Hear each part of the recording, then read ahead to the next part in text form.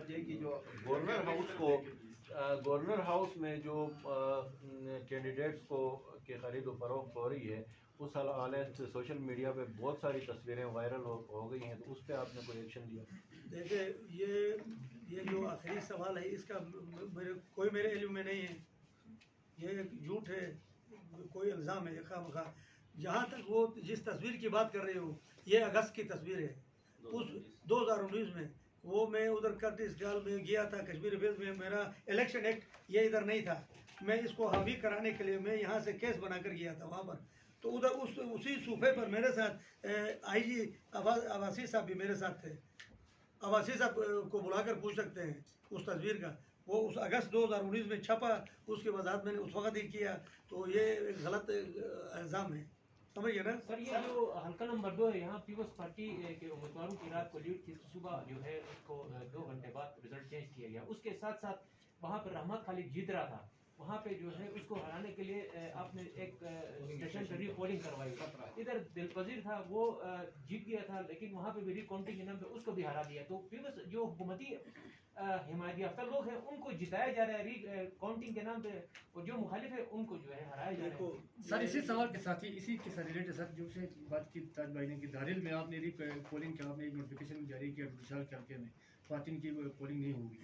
इसी तरह तांगीर में भी खातिन की पोलिंग नहीं होगी, तो उसके बारे में मेरे गुजारिश है, ये सब बातें मनगढ़ंत है, बेबुनियाद है, हकीकत से इसका कोई ताल्लुक नहीं है, गलत है।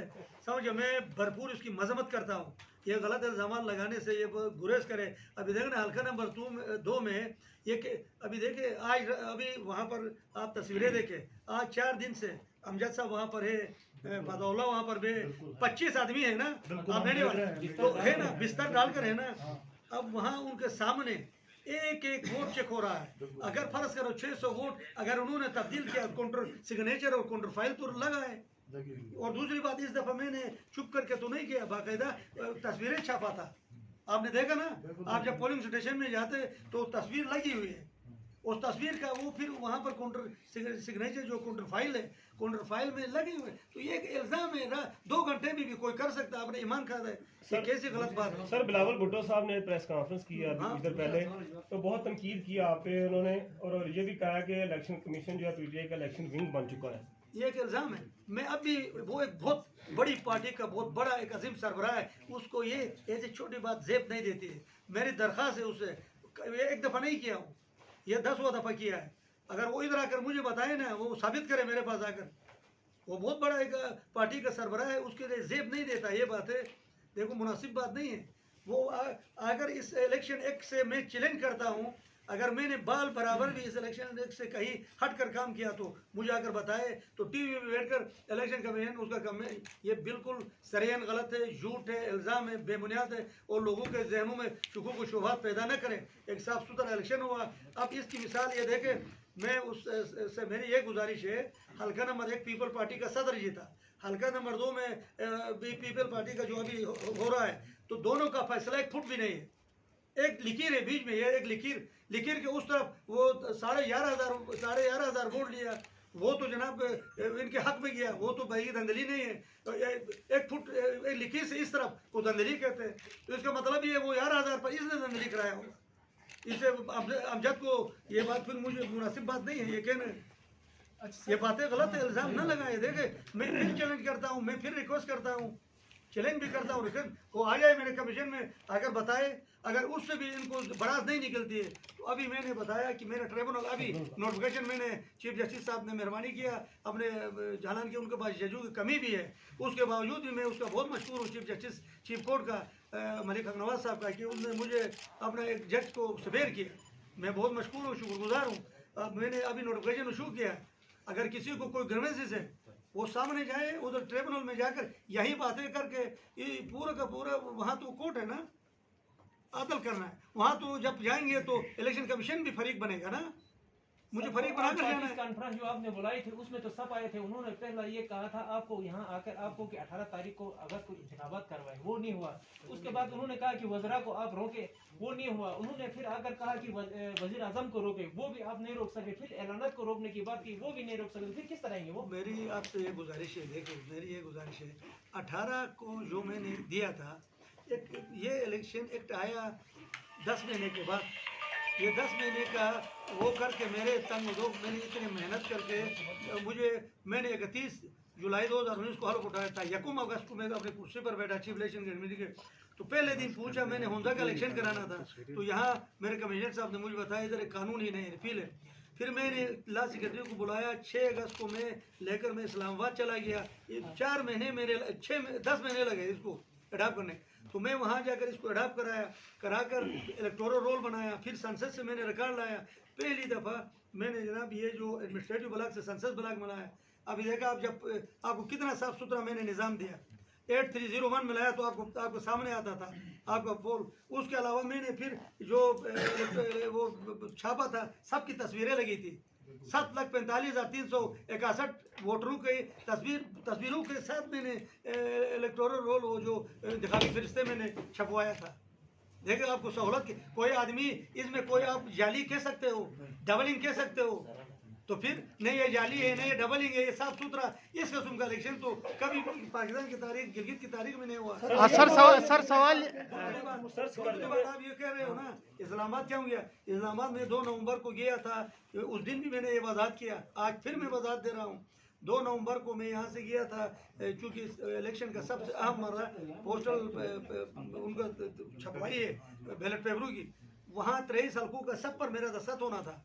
मैं इलेक्शन वहाँ पे प्रिंटिंग कॉर्पोरेशन ऑफ पाकिस्तान गया, मेरी डायरेक्टर साहब के पास, वो तमाम मीडिया में मेरे यानी दस्तखत का मेरे तस्वीरें छपी दूसरे दिन ही है ना। अच्छा 3 नवंबर को सेनेट के उसमें स्टैंडिंग में और चीफ सेक्रेटरी साहब पूनम आगा साहब का ब्रीफिंग थी, तो आप सेनेट का रिकॉर्ड निकालो। और 3 को करने के बाद फिर मैं जनाब आया और फिर कहता प्रेस इस्लामाबाद में इसलिए किया, वहाँ भी उसने ये बात कहा था कि हफीजुर रहमान साहब ने कहा था चीफ कमिश्नर साहब भाग गए था, उसने कहा वो बताए किसके मिलने, तो मैं वजाहत के लिए वो प्रेस कॉन्फ्रेंस किया था। बल्कि मैं एयरपोर्ट आते वक्त उस दिन मेरे एक्सीडेंट भी हो गया था कि मेरे सिक्योरिटी नहीं ले गया था, मेरी गाड़ी नहीं थी, मैं एक टैक्सी में जा रहा था।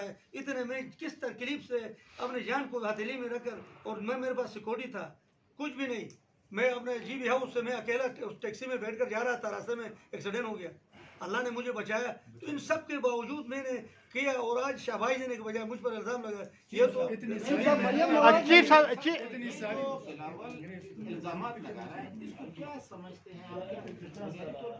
क्या ये अपनी सियासत को बचाने के लिए लगा रहे हैं? ये 1 महीने से वो तो अपना सबक रट कर रहे थे ना, दंदली। तो मैं कहा यार वो दंदली क्या चीज़ है, उसका सींग है, दुम है, क्या है, पर है, वो इधर आकर दिखाए ना ताकि नजर आए। ये लफ्ज़ इन्होंने कैसे नया एक टर्म ईजाद हुआ है पाकिस्तान में आजकल, हर कोई कहते दंदली, कहते मैंडेट चुराया। यार वो मैंडेट होता क्या बड़ा है और दंदली क्या चीज़ है? वो तो ट्रम्प भी कहता अमेरिका का कि भाई मेरा यानी मेरे साथ दंदली हुई है। वहाँ तो पूरे मुल्क में इतना, अमेरिका जैसे बड़े मुल्क में 2 पार्टियाँ हैं और 2 उनके कैंडिडेट है, तो यहाँ तो जनाब मेरे पास आप खुद देखो, एक गिलगित के हल्का नंबर है में 25 है। भाई साहब नताइज में ताखीर से गिलगित में अमन अमान मुतासिर हुआ, दियामर में मुतासिर हुआ, इसका जिम्मेदार कौन है? इसका जिम्मेदार ये सियासी पार्टियां हैं। क्यों दिया इन्होंने दरखास्तें? ये रिस्पॉन्सिबल है, मैं तो कहूँ नहीं, ये लाइबल प्रोसीड करना है इनको। देखना इन्होंने हर एक ने, अभी देखो 2 दरखास्तें अभी प्रेस कॉन्फ्रेंस वो 2 बार बैठे हुए हैं, गजर से आए हैं, एक तंगीर से भी आए। क्या तारीफ? अब बताओ अगर मैं रिजेक्ट करूंगा तो कहेंगे जनाब ये रिजेक्ट हो गया। अगर मैं देख आज तक ये मैंने आपको बताया ना, हमारा रिजल्ट तैयार है, मैंने इतनी सख्ती किया था और कल भी मैंने सर्कुलर करके कहा 24 घंटे के अंदर रिजल्ट दे दो। अब वो बेचारे और भी परेशान। अब हर आदमी 25 हल्के में हर आदमी यानी 25 कैंडिडेट हर आदमी दरखास्त देता रिकाउंटिंग, अगर रिजेक्ट करे तो इसका भी इल्ज़ाम, अगर कौन करे तो टाइम जाया। फिर पाकिस्तान में भी सब ये शकूक भाई डिले हो, ये डिले करने का सबसे जो है ये सियासी पार्टियां हैं, इनके नुमाइंदे हैं, ये कैंडिडेट है। ये आज अगर ये अपना रिकाउंटिंग का नहीं देते तो इस वक्त पूरे का पूरी मैं आज नोटिफिकेशन कर देता। चीफ साहब ये बताएं कि आप सबको ये मशवरा दें कोर्ट जाएं, क्या इंजीनियर इस्माइल की मिसाल सबके सामने नहीं है कि 5 साल तक वो केस चलता रहा, इलेक्शन से 1 माह पहले फैसला हो गया, तो कोर्ट से फिर कोर्ट जाने का फायदा देखो मेरी गुजारिश है, उस जमाने में वो 1976 में था, उसमें इलेक्शन ट्रिब्यूनल 1976 का एक्ट था यहाँ पर, कानून वो था, उसके तहत जो ट्रिब्यूनल का जज होता था, डिस्ट्रिक्ट एंड सेशन जज होता था, इस वक्त इस एक्ट के दफा 140 के तहत हाई कोर्ट का एक जज है, तो वहाँ टाइम नहीं लगता है। एक दूसरी बात, डिले करने में उस कैंडिडेट की अपनी गलती होती है, वो नहीं चाहता आगे, अगर मुद्दई सुस गुआ चूस वाली बात है, अगर वो चाहता तो आखिर में लाकर वो हफ्ते में फैसला करा सकता था, अगर ये फैसला वो तो 3 साल पहले भी करा सकता था। तो ये गलती इनकी मुगला की होती है, इनके अपनी कोर्ट को बदनाम न करे, कोर्ट साफ सुथरा। और अभी जो मैंने ट्रिब्यूनल बनाया बहुत बेहतरीन ट्रिब्यूनल है, बहुत काबिल तरीन जज है।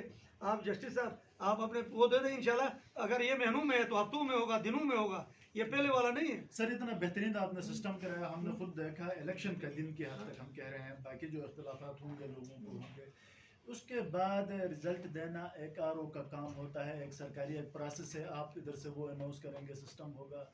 अब जो है एहतजाज करना फिर जमातों का भी हक है, जिसको तहफ़्फ़ुज़ात हों, जमहूरी हक है, लेकिन उस जमहूरी हक को इस हद तक इस्तेमाल करना कि मेन सड़कों को ब्लॉक किया जाए, गली गली को बंद किया जाए, दबा के फायरिंग की जाए, सर इसके बारे में कुछ हो रहा है कि नहीं? इसके बारे में देखे ना, इन्होंने अगर ये मैंने उस दिन भी कहा ना, ये कानून ये कहता है हमेशा कानून का दरवाज़ा खटखटाना होता है, कानून का दरवाज़ा तोड़ना नहीं होता है। तो ये तोड़ने के लिए गए थे, खटखटाने चाहते तो मेरे पास आ जाते, मैं आर को कहता यार इनका रिकाउंटिंग करो, बस खत्म, सिंपल सी बात है। वहाँ 4 आदमी बैठते रिकाउंटिंग कराते, अगर उधर इतबार नहीं था तो मैं वो बक्सों को लाकर इधर रिकाउंटिंग कराता। तो इन्होंने कानून को अपने हाथ में लिया, सबको ले गया, वहाँ सड़क ब्लॉक किया, वहाँ फायरिंग हो गए, 5-6 हज़ार फायरिंग हो गया। वो एक जवान देखे, आज आप वोट तो दोबारा भी होगा, वो कीमती जान कहाँ से लाओगे? देखे ना, ये मैं यही मेर कर रहा हूँ, इस तमाम के जिम्मेदार इस इलेक्शन तक तो साफ सुथरा हो गया, इलेक्शन के रिजल्ट में ताखीर की सबसे बड़ी जिम्मेदारी, सबसे बड़ी वो मैं इन पर आयद करता हूँ। तमाम सियासी एक उम्मीदवारों पर, ये जो कैंडिडेट है, इन्होंने दरखास्तें बिला वजह दरखास्तें रिकाउंटिंग के देकर खामखा प्रोसेस को हमारा डिले किया। अच्छा राय साहब, मरियम नवाज ने भी आप पर धांधली का इल्ज़ाम लगाया है, क्या कहें?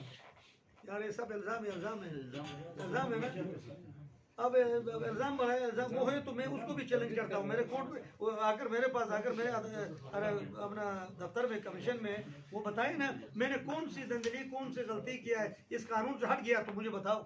राय साहब सवाल ये है कि आपने दारुल के अंदर GBA 17 के अंदर एक पोलिंग स्टेशन के अंदर दोबारा आज आराम से आज खाना खा के आया हूँ, ठीक है, खाना खा के आया हूँ, तो GBA 17 के अंदर एक पोलिंग स्टेशन के अंदर दोबारा काउंटिंग कर रहे हैं, उसके खिलाफ JUIFA के वहाँ पे रीपोलिंग हो रही है, JUIFA के प्रोटेस्ट भी हो रहा है, और उसके साथ ये है कि ओवरऑल किस क्राइटेरिया पे सिर्फ उसी एक पोलिंग स्टेशन के अंदर काउंटिंग हो रही है, जबकि तांगीर में भी वो पोलिंग नहीं हुई है? क्या है क्राइटेरिया, क्या है? क्राइटेरिया कुछ भी नहीं है, क्राइटेरिया मेरे पास इलेक्शन एक्ट है, इलेक्शन एक्ट है, इसके दफा 95 का सेक्शन 5 है, इसमें लिखा हुआ है कि भाई जो वो करते वक्त एक तो मतलब वो करेगा रिकाउंटिंग का इसके अंदर दिया है, और उसका जो है रीपोलिंग का भी इसके अंदर प्रोविजन है। इन्होंने ये दिया है अगर इलेक्शन में कोई गड़बड़ हो या वो वोट ना हो तो कंसर्न प्रिजाइडिंग अफसर अपने RO को रिपोर्ट करेगा,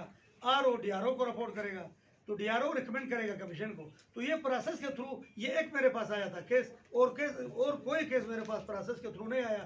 ये केस आया था तो उस पर मैंने नोटिफिकेशन किया है, और बाकी मेरे पास कोई केस ही नहीं आया है।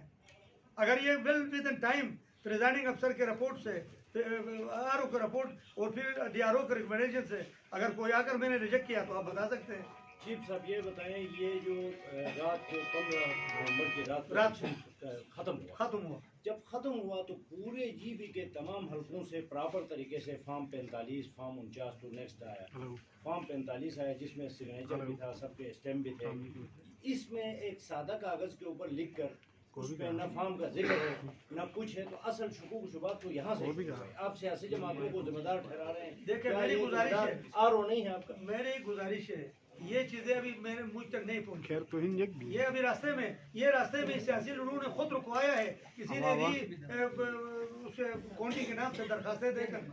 मैंने अभी अर्ज किया ना, अभी 2 आदमी बाहर बैठे हुए, तो अभी मैं फर्ज करो आज मैं अलाउ करता हूँ, आज अभी इनको मैं अलाउ करता हूँ तो ये जाएंगे तो ये क्या होगा, 3 दिन मजीद ताखिर होगा। ये देखो ये कौन अभी बाहर बैठे हुए ना, अयूब भी आया था, एक दूसरे भी आया, तीसरे भी आया है, सुबह से 5-6 आए हैं लोग कि जनाब रिकाउंटिंग कराओ।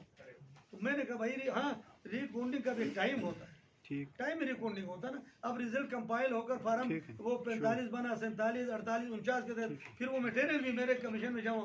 अब ये आखिरी रास्ता जो है ट्रिब्यूनल है जो आज मैंने मुकर्रर किया है। आप ट्रिब्यूनल जाए, इलेक्शन ट्रिब्यूनल, वहाँ हर चीज़ दूध का दूध पानी का पानी सब। राय साहब आपने इलेक्शन के दौरान सिक्योरिटी के लिए 14,000 नफरी तैनात करवाई, लेकिन जब लॉ एंड ऑर्डर का मसला पैदा हुआ तो नफरी न दियामर में कहीं नजर आई न गिलगित में कहीं नजर आई। ये सवाल आप ये देखना, ये बिल्कुल नजर आई। यही मेरे बाहर देखो कितनी है, अभी देखो बाहर बेहतरीन सिक्योरिटी है बाहर आपके उसमें, तो लेकिन बाकी दीगर नहीं थी, कहीं पे और नहीं थी, आपके पास सिक्योरिटी थी सर। भाई तो पूरे शहर में सिक्योरिटी है, पूरी शहर में नजर ही नहीं है सर।